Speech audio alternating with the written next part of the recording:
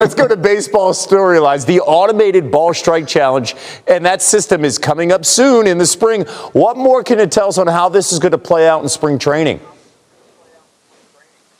Kevin, robot umpires are finally here at the big league level, and they're going to be tested in spring training this year. But this is something that's been happening in the minor leagues over the last half decade. They put in this system that uses camera technology to track a ball within 1 millimeter of its actual location. And rather than have the system call all balls and strikes, what Major League Baseball is trying to do this spring is to test out a challenge system where each team gets 2 challenges per game. Either the hitter, the pitcher, or the catcher can call for them. And it's very simple. They go like this. Tap the top of their head, and within 10 seconds, the pitch goes up on the Jumbotron at the stadium, and the result is either a confirmed pitch or it is overturned. And if you challenge correctly, just like in the NFL, you get to keep your challenges. The reality is this is likely to be in place by 2026 at the big league level if the testing, Kevin, goes well. I really like this, but I want more than 2 challenges. Commissioner Rob Manfred spoke to reporters this week about a number of topics, including the potential for a salary cap given the Dodgers spending this offseason. Let's take a listen. I think that disparity, it should be. It certainly is at the top of my list of concerns about what's going on in the sport. When I say I can't be critical of the Dodgers, they're doing what the system allows. If I'm going to be critical of something, it's not going to be the Dodgers, it's going to be the system. That is fair. And what's the sentiment around the entire league on what the Dodgers have done, spending money-wise, deferring money this offseason as well as last offseason?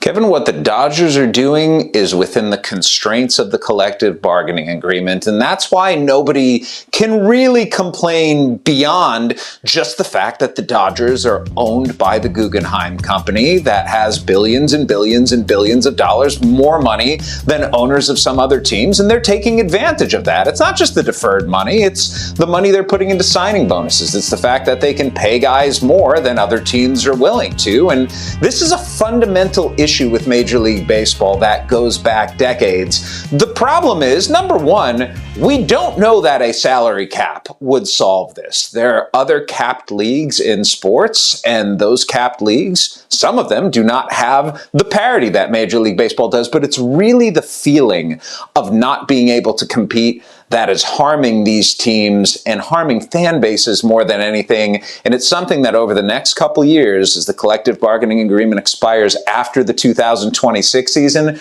we're going to have to keep an eye on, because the future of baseball, Kevin, is going to depend on how they figure this out. Jeff Passan, the man could do it all, and no safety cones were damaged during this segment. Jeff, thank you so much.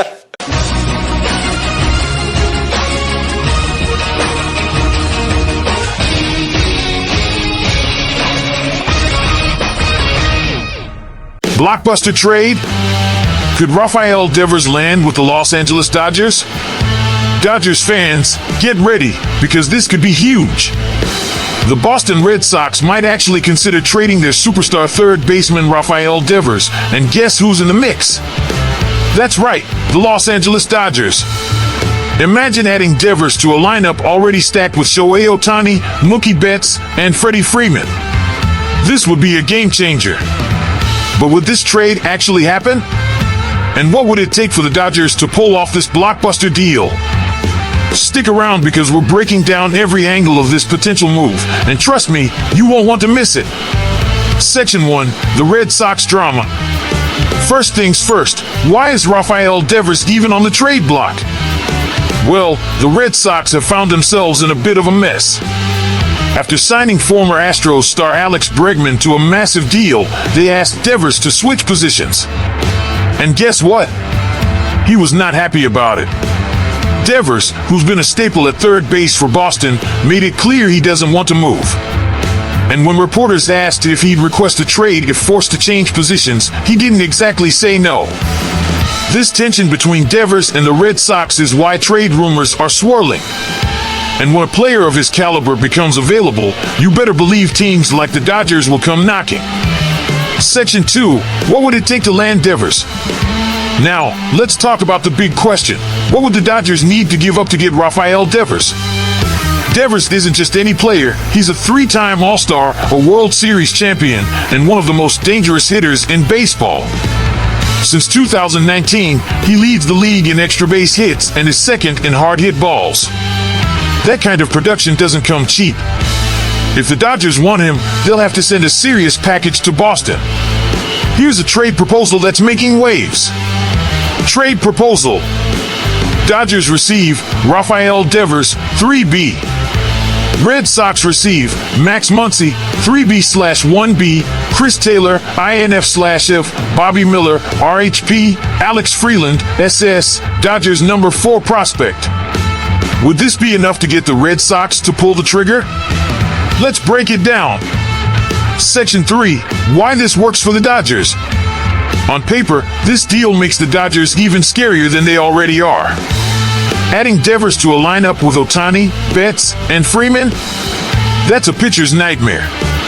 While Max Muncy is a fan favorite, his bat is streaky, and Rafael Devers is simply on another level. As for Chris Taylor, he's been valuable, but his role has diminished. Bobby Miller? A young flamethrower, but after his shoulder issues, there are question marks about his long-term durability. The bottom line? If the Dodgers can get a superstar like Devers without losing one of their absolute top-tier prospects, it's a move they have to consider. Section 4. Why this works for the Red Sox. From Boston's perspective, losing Devers would sting, but this trade gives them immediate and future value. Max Muncy keeps some power in their lineup, and while he's not Devers, he's still a home run threat. Chris Taylor adds versatility, something Boston needs. Bobby Miller could be the real prize here. If he bounces back from injury, he's a potential frontline starter. Alex Freeland is a solid shortstop prospect, giving Boston another option for their infield's future. For a team trying to stay competitive in the AL East, this package isn't a bad return at all. Section 5. Will this actually happen? Now, the million-dollar question, will this trade actually go down? The Dodgers are already spending big, with a record-breaking payroll. Taking on Devers' $331 million contract is a major commitment, even for them. Plus, the Red Sox aren't exactly in a rebuild mode. They need a huge offer to justify moving their best hitter. That said, where there's smoke, there's fire. And with Devers unhappy and the Dodgers always aggressive in making big moves, this is a situation to watch closely. So, Dodgers fans, what do you think? Should the team go all in for Rafael Devers? Or is this trade just too much to give up? Let me know in the comments. And if you love getting the latest Dodgers news, make sure to hit that like button, subscribe to the channel, and turn on notifications so you never miss an update. We've got more hot Dodgers content coming your way, so stay tuned.